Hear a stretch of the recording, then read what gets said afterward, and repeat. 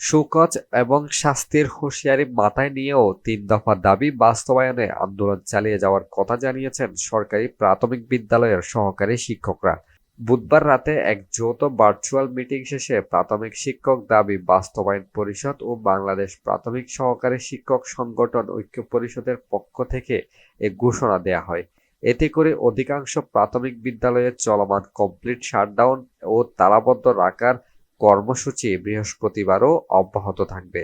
শিক্ষকদের পক্ষ থেকে জানানো হয়, অর্থ মন্ত্রণালয়ের ১০ নভেম্বরের প্রেস বিজ্ঞপ্তিতে সহকারী শিক্ষকদের বেতন স্কেল সংক্রান্ত প্রতিশ্রুতি দেয়া হলেও ২২ দিন অতিবাহিত হওয়ার পরও ৩ দফা দাবির বাস্তবায়নে কোনো দৃশ্যমান অগ্রগতি নেই। এ কারণে লাগাতার পরীক্ষা বর্জন এবং বিদ্যালয় তালাবদ্ধ রাখার কর্মসূচি সারা দেশে চলছে।